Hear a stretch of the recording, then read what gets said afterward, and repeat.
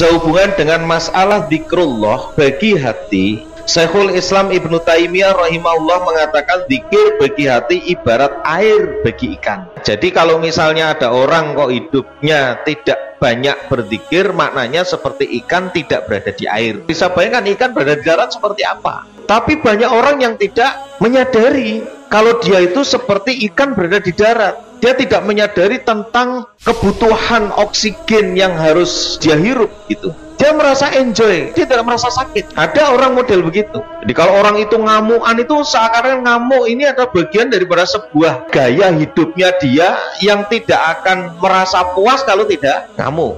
Ini namanya orang sudah akut penyakitnya. Dia bisa dikalahkan dan bahkan bisa diobati dengan zikir. Kemudian Ibnul Qayyim Al-Jauziyah rahimahullah di dalam kitab Wabilus Shayyib menyebutkan ada sekitar 80 faedah zikir. Di antaranya, zikir merupakan makanan pokok bagi hati dan ruh. Jadi kalau orang ini tidak zikir, maknanya dia lapar. Hatinya lapar, ruhnya juga lapar, makanya gersang. Begini, zikir ya, kalau saya sebut di sini zikir, ini adalah bagian dari amal soleh. Setiap amal soleh itu landasannya kan iman. Kalau amal soleh tidak dilandasi iman, berarti orang ini amal solehnya dasarnya apa? Karena zikir ini amal soleh, maka ujung daripada zikir yang benar ini adalah tatmainnul qulub, yaitu ketentraman, ketenangan hati. Artinya apa? Orang gelisah, resah, gundah itu obatnya zikir. Zikir itu amalan hati. Berarti selain amalan hati ada amalan zahir. Orang resah, gelisah, gundah ketika setelah amalan zahir harusnya tentram. Contohnya apa? Sholat. Aqimis sholata lidzikri, tegakkan sholat dalam rangka zikir. Artinya orang setelah sholat harusnya yang tadinya mau ngamuk itu nggak jadi. Harusnya yang tadinya mau ngemplang orang nggak jadi, harusnya begitu. Hasil daripada amal soleh. Persoalannya kenapa kok masih dilanjutkan? Ngamuknya masih dilanjutkan, kemudian resahnya masih berlanjut. Karena di saat zikir, baik itu zikir hati maupun zikir zahir, ini tidak dilandasi iman. Ceknya begitu, gampang. Lah terus bagaimana yang harus kita lakukan? Perbaiki imannya. Ini bahasa kasarnya saya begitu. Jadi kalau misalnya orang sudah berzikir tapi kok masih nggak bisa merubah karakter, sifat dan seterusnya, keburukan-keburukannya, ya aneh. Wong zikir itu ingatnya kepada Allah kok. Lah kalau ingatnya kepada manusia ya memang bikin marah. Wah aku nek kelingan kowe panjen pengen jotosi. Lah itu memang kelingan menungso. Wah aku nek kelingan wong kae pengen bacok-bacok. Itu karena memang kelingan menungso. Jangan nek kelingan Allah wani pernah ngomong kowe. Wah aku nek kelingan Allah tak bacok-bacok ngono. Ndak ada. Jadi pengelolaan iman hati itu sebenarnya sederhana sekali sebenarnya ya. Cuman persoalannya tadi kita memang perlu penjelasan-penjelasan ini. Makanya ini merupakan makanan pokok bagi hati dan ruh. Ya sangat heran ada orang kok ahli zikir, masuk majelis zikir tapi ngeluhnya dahsyat. Pak Ustadz, kebangetan saya tidak dapat BLT. Loh, Masya Allah. Lah orang zikirnya sama Allah kok iso nggantung ke BLT. Gak untuk BLT kadusnya disalah-salah no. Nah, ini kan aneh. Wong zikir itu nentremno hati kok. Kok iso malah jadi ngamuan. Makanya suatu ketika praktek yang bikin marah jenengan siapa, yang bikin jengkel siapa, diobati dengan zikir. Dari zikir itu bisa menurunkan tensi kemarahan apa tidak, menurunkan tensi kejengkelan apa tidak. Kalau bisa berarti jenengan sudah mulai berhasil. Nanti dilatih, diasah, terus nanti sudah mulai cepet. Ibaratnya suara gelut ngene Allahu Akbar rasida. Terus Pak Juwo terus rasida. Allah Maha besar, serasah bales percuma. Apalagi kok hanya urusan rokok, njaluk rokok, rakei, ngamuk, itu kan urusan sepele sebenarnya. Omongnya sampai bacok-bacok.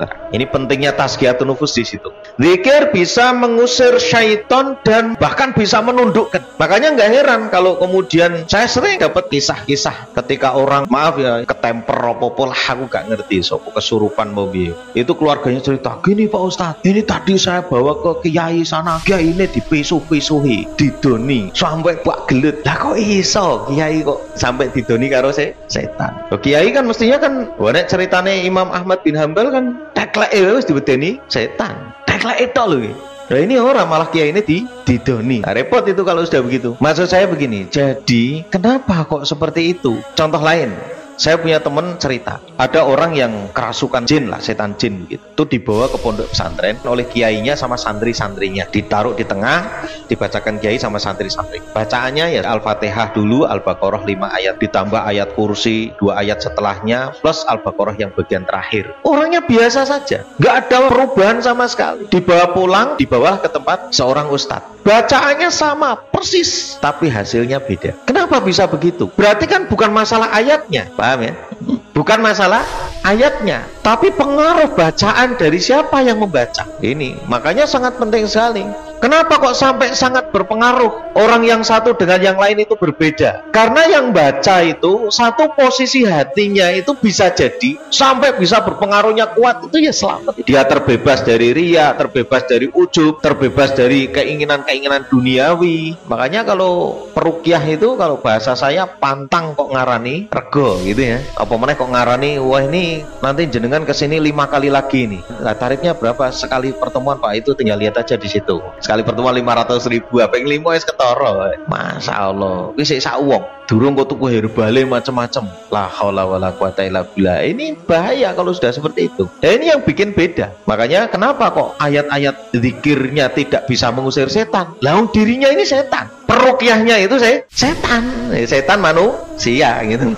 Lah yang bisikkan 500.000, yang bisikkan sekian itu siapa? Setan jin kan?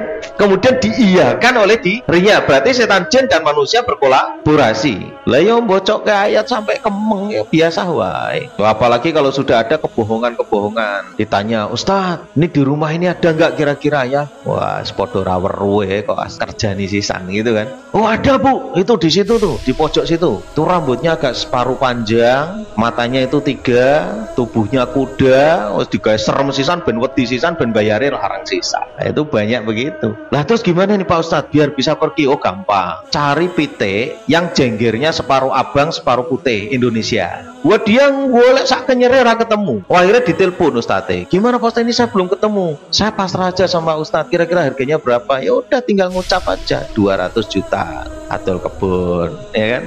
La haula wala quwata illa billah. Itu zikir yang nggak ngusir jin, nggak ngusir setan. Zikir yang tidak bisa menundukkan. Ini diantaranya. Makanya jangan heran kalau kemudian digowo ning gone kiai ini didoni, dipancal, dijotos, di macam-macam. Ya bisa jadi antara setannya sing nggon kiai karo setannya sing nggon denen. Itu kadang-kadang terjadi begitu. Kadang-kadang. Allah Allah.